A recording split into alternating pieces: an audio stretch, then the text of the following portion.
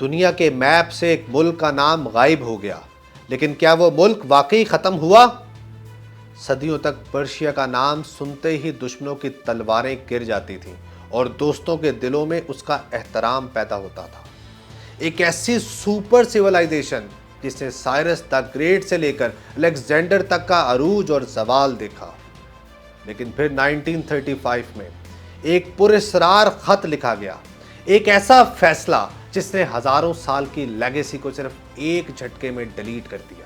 Persia کبھی ختم نہیں ہوا تھا، اس نے اپنا چہرہ بدل لیا تھا۔ تصور کرو، ایک ایسی زمین جہاں پہاڑ آسمان سے باتیں کرتے ہیں اور خاموش صحرا صدیوں پرانے راز چھپاتے ہیں۔ یہ ہے ایرانین پلیٹو۔ یہاں کے لوگ انڈو یورپینز تھے، لیکن ان کی اصلی پہچان ان کے میگی تھے۔ یہ وہ پراسرار لوگ تھے جو نہ مندر بناتے تھے نہ مورتیاں۔ ان کا خیال تھا کہ خدا کو دیواروں میں قید نہیں کیا جا سکتا۔ وہ پہاڑوں کی چوٹی پر آگ جلاتے تھے، وہ ستاروں کی حرکت سے آنے والے وقت کا پتہ لگاتے تھے۔ ان لوگوں کے دو بڑے خدا تھے جنہوں نے ان کی پوری سوچ کو شیپ دیا۔ ایک تھا اہورا مزدا، دا وائز لارڈ۔ ان کا ماننا تھا کہ پوری کائنات آرڈر اور سچ پر چلتی ہے اور ہر انسان کو اندھیرے کے خلاف روشنی کے اس جنگ میں حصہ لینا ہے۔ ان کا دوسرا خدا بہت دلچسپ تھا، اس کا نام تھا متھرا۔ متھرا عہد اور وفا کا محافظ تھا۔ کہتے ہیں کہ متھرا کی 1000 آنکھیں اور 1000 کان تھے جو ہر اس شخص پر نظر رکھتے تھے جو اپنا وعدہ توڑتا تھا۔ یہی وجہ ہے کہ پرشین کلچر میں زبان کی قدر اور وفاداری کو دنیا کی ہر چیز سے اوپر رکھا گیا ہے۔ اس سرزمین پر دو بڑے کھلاڑی تھے، میڈس اور پرشینز۔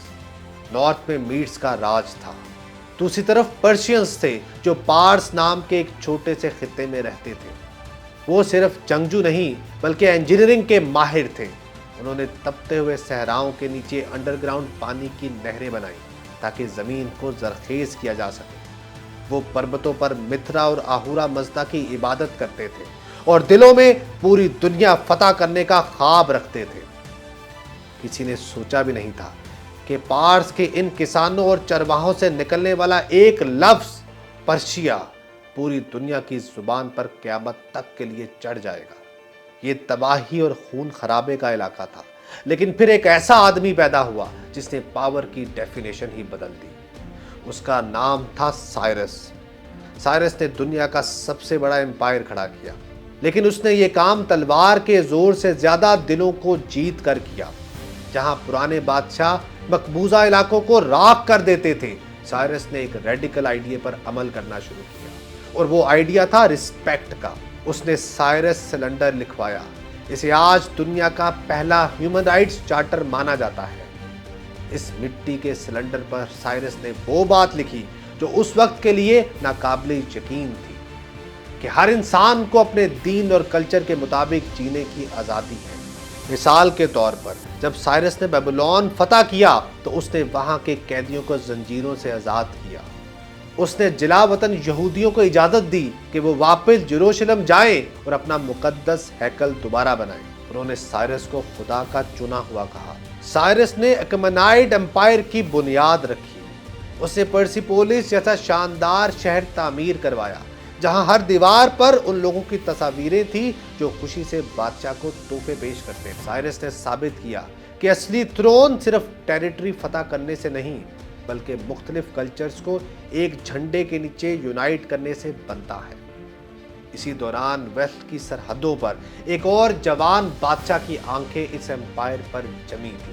334 BC میں ویسٹ سے ایک ایسا طوفان اٹھا جس نے صدیوں پرانے تخت و تاج کو ہلا کر رکھ دیا۔ اس کا نام تھا الیگزینڈر دا گریٹ۔ الیگزینڈر صرف زمین جیتنے نہیں آیا تھا، وہ گریس کی پرانی دشمنی کا بدلہ لینے آیا تھا۔ اس نے ایک کے بعد ایک ڈیسائسو بیٹلز میں پرشین آرمی کے غرور کو مٹی میں ملا دیا۔ اکمنائڈ امپائر جو آدھی دنیا پر راج کرتا تھا، ایک جوان کے امبیشن کے آگے گر گیا۔ لیکن اصلی کہانی فتح کے بعد شروع ہوتی ہے۔ جب الیگزینڈر نے پرسیپولس فتح کیا تو دنیا نے سوچا کہ وہ پرشیا کو میپ سے مٹا دے گا، لیکن الیگزینڈر کے ساتھ کچھ عجیب ہوا۔ وہ پرشیا کو مٹاتے مٹاتے خود اسی کی زلفوں کا اسیر ہو گیا۔ اس نے دیکھا کہ پرشینز کے پاس ایک ایسی گرینڈیور اور سوفسٹیکیشن ہے جو گریکس کے پاس نہیں تھی۔ الیگزینڈر نے گریکس لباس اتار کر پرشین شہنشاہ کا لباس پہن لیا۔ اس نے پرشین شہزادیوں سے شادی کی اور اپنے 10,000 سپاہیوں کو حکم دیا کہ وہ بھی پرشین عورتوں کے ساتھ شادی کر کے ایک نئی ماسٹر ریس پیدا کریں۔ وہ ایسٹ اور ویسٹ کو ایک کرنا چاہتا تھا۔ اس نے پرشین بیوروکریسی کو برقرار رکھا اور ان کے پرانے ریچولز میں حصہ لیا، لیکن 32 سال کی عمر میں اس کی اچانک موت نے سب کچھ ادھورا چھوڑ دیا۔ الیگزینڈر چلا گیا، اس کا امپائر بکھر گیا، لیکن پرشیا کا آئیڈیا زندہ رہا۔ اس کے مرنے کے بعد بھی جو نئے بادشاہ آئے انہوں نے خود کو پرشین کہلانے میں فخر محسوس کیا، کیونکہ پرشیا ایک ایسا دریا تھا جس میں جو بھی اترا وہ ہمیشہ کے لیے اسی کے رنگ میں رنگا گیا۔ 7ویں سینچری میں عرب پیننسولا سے ایک ایسا طوفان اٹھا جس نے دنیا کا نقشہ بدل کر رکھ دیا۔ سیسینڈ ایمپائر جو صدیوں سے روم کی آنکھوں میں آنکھیں ڈال کر لڑتی رہی، چند ہی دہائیوں میں گر گئی۔ پرانے زورواسٹرین آتش کدہ خاموش ہو گئے اور ان کی جگہ اذان کی گونج نے لے لی۔ لیکن یہاں تاریخ کا سب سے بڑا پلاٹ ٹویسٹ آتا ہے۔ عربز نے پرشیا کو فتح کیا تھا، لیکن پرشین کلچر نے اسلام کو کیپچر کر لیا۔ جب عباسیڈ کیلیفیٹ کا دور آیا تو بغداد کے دربار میں عربی لباس کے نیچے پرشین دماغ کام کر رہے تھے۔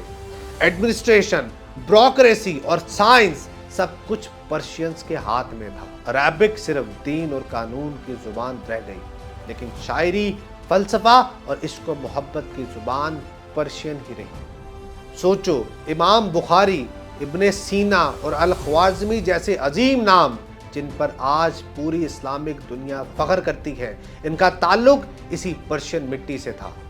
انہوں نے اسلام کو صرف ایک مذہب نہیں بلکہ ایک ایسے انٹلیکچوئل سپر پاور بنا دیا جس نے پوری دنیا کو راستہ دکھایا۔ لیکن اس کلچرل عروج کے درمیان ایک گہرا اختلاف جنم لے رہا تھا۔ اگلے چند صدیوں میں منگول اور ٹرکس کے حملوں نے زمین کو لہو لہان کیا، لیکن پرشیا کی روح زندہ رہی۔ پھر آئی وہ ڈائناسٹی جس نے آج کے ایران کی بنیاد رکھی، دا صفویڈز۔ انہوں نے ایک ایسا فیصلہ کیا جس نے ایران کو باقی اسلامک دنیا سے ہمیشہ کے لیے الگ کر دیا۔ انہوں نے 12ویں شیعہ کو اسٹیٹ ریلیجن بنایا۔ یہ صرف ایک مذہبی تبدیلی نہیں تھی، یہ ایک پولیٹیکل ماسٹر سٹروک تھا تاکہ پرشیا کو آٹومن امپائر کے اثر سے بچایا جا سکے۔ اسی دور میں ایران کا نام دوبارہ دنیا کے سامنے ابھرنے لگا۔ پرشیا اب صرف ایک پروونس کا نام نہیں رہا بلکہ ایک ایسی پہچان بن گیا تھا جو شیعہ اسپرچویلٹی اور امپیریل ہسٹری کا ایک انوکھا بلینڈ تھی۔ لیکن اب ہم اس موڑ پر کھڑے ہیں جہاں پرشیا کا نام ہمیشہ کے لیے مٹنے والا تھا۔ 1935 میں دنیا بھر کی ایمبیسیز میں ایک خط لکھا گیا کہ اب سے ہمیں پرشیا کی بجائے ایران کے نام سے پکارا جائے۔ خط بھیجنے والے بادشاہ کا نام تھا رضا شاہ پہلوی۔ وہ ملک کو بدلنا چاہتا تھا۔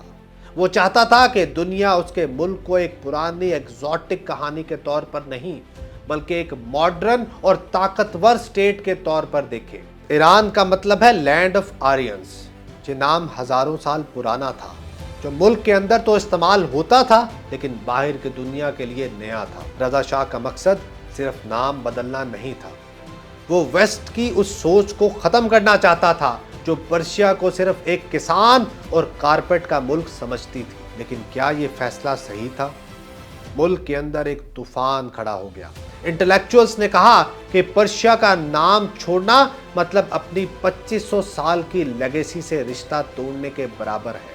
سائرس، ڈیریس اور پرسیپولس کا سارا غرور پرشیا لفظ میں چھپا تھا۔ اس نام کو بدلنے کا مطلب تھا دنیا کے ذہن سے اپنی عظیم تاریخ کو ڈیلیٹ کر دینا، لیکن وقت کسی کا انتظار نہیں کرتا۔ 1979 میں جب اسلامک ریولوشن آئی تو ایران کا نام اور بھی گہرا ہو گیا۔ monarchy ختم ہوئی اور اسلامک ریپبلک آف ایران کا نیا دور شروع ہوا۔ آج کی دنیا میں ایک عجیب ڈویلٹی ہے۔ جب ہم ایران کہتے ہیں تو دماغ میں نیوکلیئر ڈیلز، سینکشنز اور جیو پالیٹکس آتی ہے، لیکن جب ہم پرشیا کہتے ہیں تو ہمیں وہی شاندار ایمپائرز، آرٹ اور گرینڈ کلچر یاد آتا ہے جو کبھی دنیا پر راج کرتا تھا۔ لیکن پرشیا مرا نہیں ہے، وہ صرف ایران کے نام کے پیچھے چھپا ہوا ہے۔ ہر ایرانین کی رگوں میں آج بھی وہی سائرس کی انا اور وہی مترا کی وفاداری موجود ہے۔ دنیا نے نام بدل دیا، لیکن پرشیا کا آئیڈیا آج بھی اتنا ہی طاقتور ہے جتنا ہزاروں سال پہلے تھا۔ تو سوال یہ ہے، کیا آپ کو لگتا ہے کہ پرشیا نام چھوڑ دینا تاریخ کی سب سے بڑی غلطی تھی؟ کیا ہمیں واپس اسی لیگیسی کی طرف لوٹنا چاہیے؟ اپنی رائے کمنٹ میں ضرور بتائیے گا۔